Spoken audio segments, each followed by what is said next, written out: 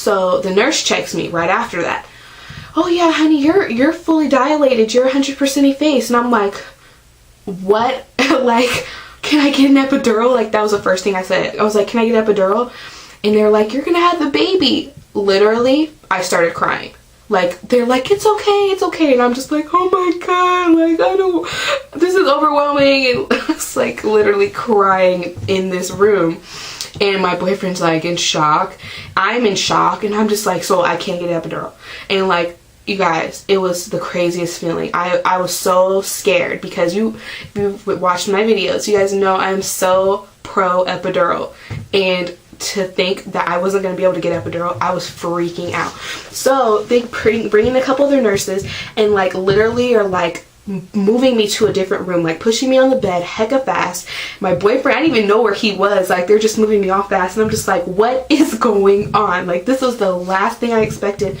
I didn't even think they were going to keep me. Like, I didn't even know if they were going to keep me to have the baby, and here I am, totally effaced, 100% effaced, and 10 centimeters dilated. Are you kidding me? That whole time in the car, I was like basically ready to have a baby almost, or whatever.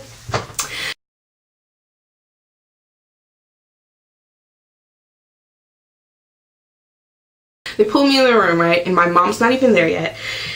And as it turns out, she was looking for parking too.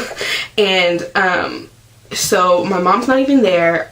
Finally, I'm like, oh, there's my boyfriend. And they're like, all right, so we're going to have this baby. I'm like, okay, I can't get an epidural. And they're like, honey, you're going to have the baby. He's coming. You're already ready to go. By the time we give you an epidural, he could already be here. And I'm just like, I'm crying. Like, I am in tears, upset. I'm like going through all these contractions and pain. And then I'm crying.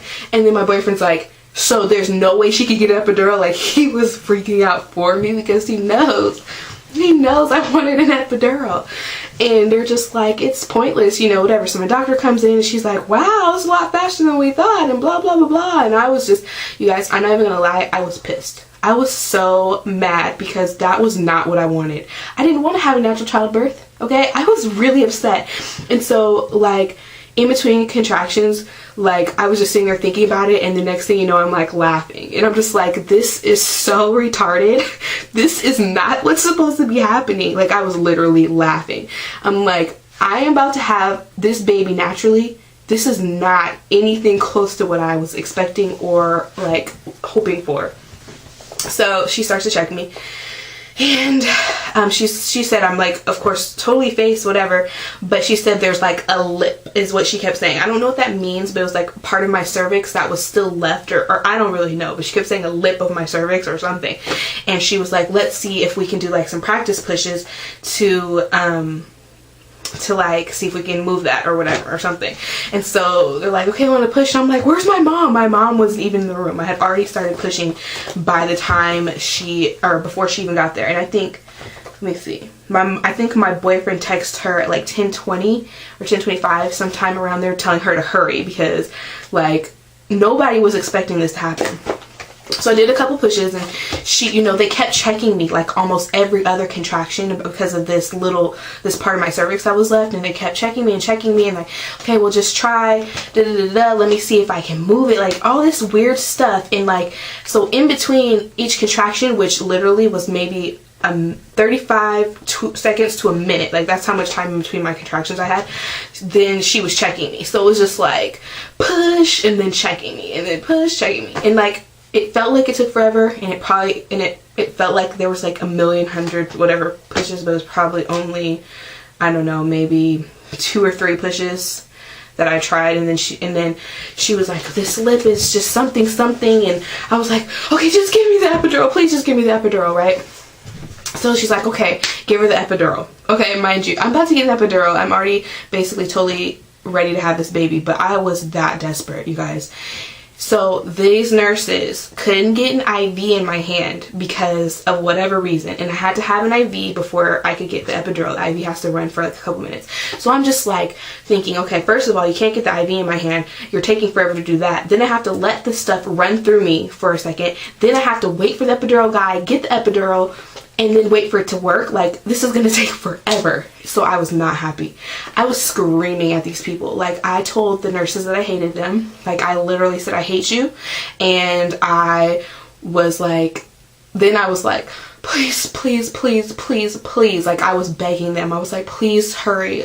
Please, I cannot do this. Like, I just skipped on. I cannot do this. Please hurry. Like, I know, we're trying.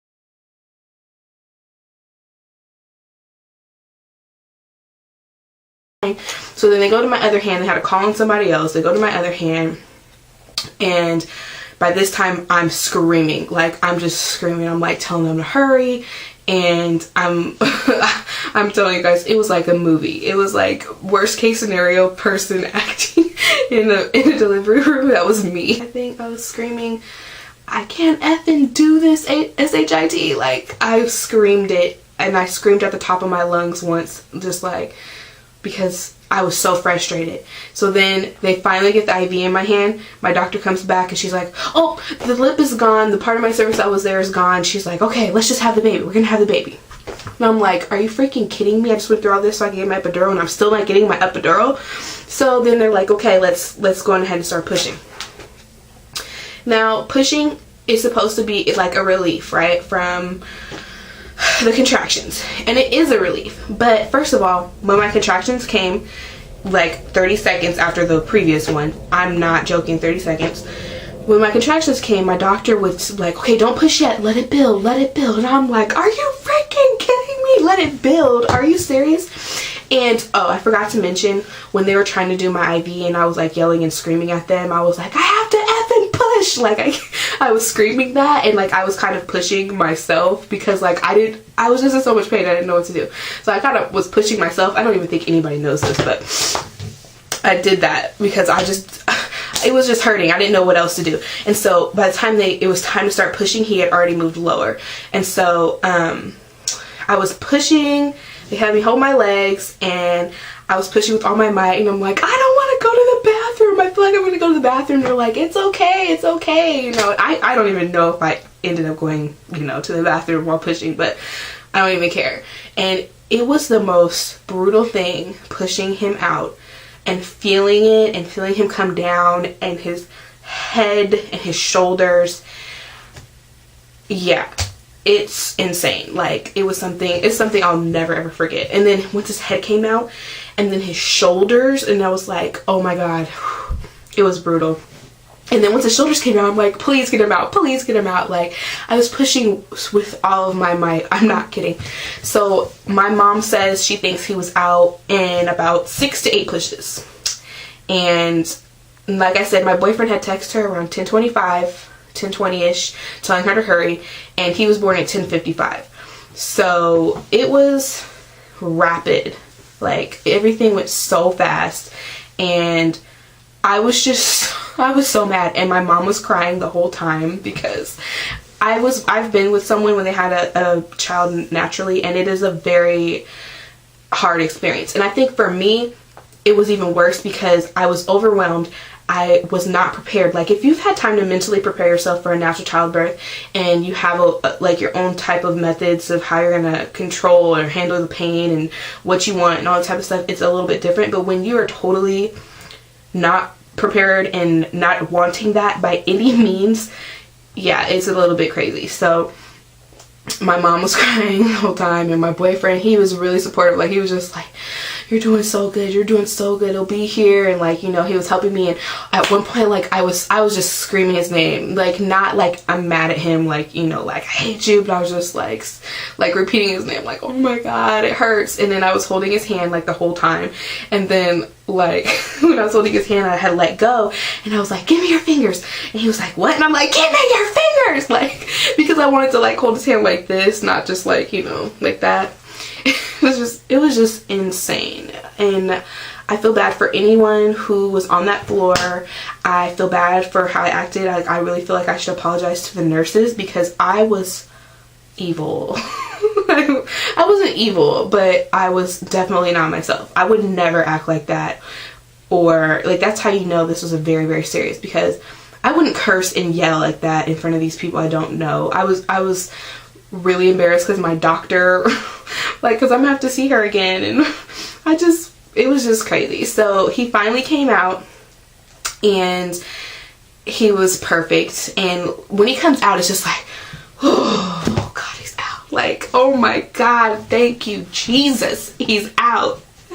And so they picked him up, my boyfriend cut the cord, and they put him on top of me, and he was perfect. Like, he was just so perfect. And once he came out, it was really like a relief, but I'm not gonna lie, I was still really mad. I was still really mad that I had to have a natural childbirth and I never got my epidural.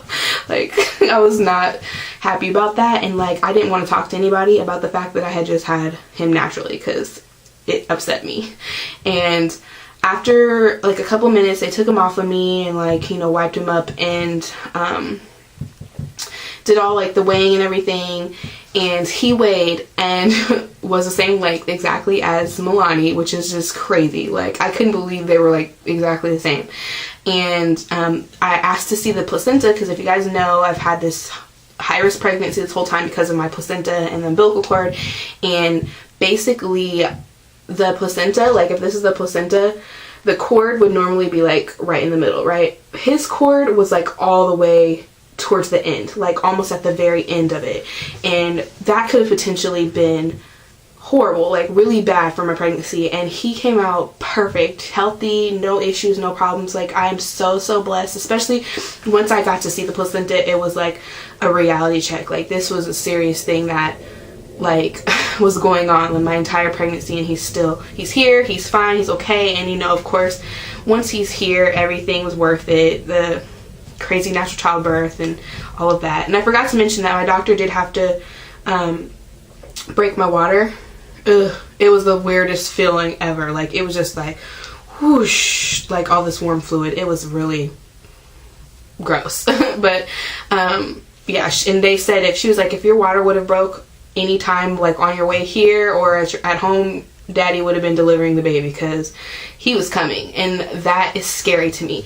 And I'm a little upset because I felt like if I had got checked at my doctor's appointment like I was supposed to, like I would have known how much I had progressed from the previous week, and I would have known maybe I should go to the hospital a little bit sooner or whatever. I mean, of course, I'll never know now, but I just think of all the what ifs, and what if I had done this, and what if I wouldn't have been sitting here playing with Milani and doing her hair, acting like I'm not in labor right now? Maybe I would have got my epidural. You know, maybe if we would have took that first parking spot that we seen, I would have got my epidural. But needless to say, I didn't get that epidural, in case you guys haven't caught that throughout this whole video. But yeah, but after he came out, I was still in pain. Like, you get these bad cramps and it still hurts. And then the placenta came out fine.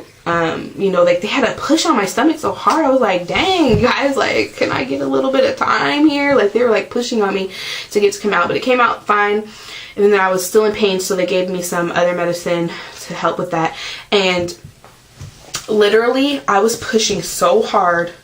I had blood vessels that had popped all in my face, like on my cheeks and even like up my forehead up here. And like I went to the mirror and I was like, what the hell happened to my face? Like, it looked crazy.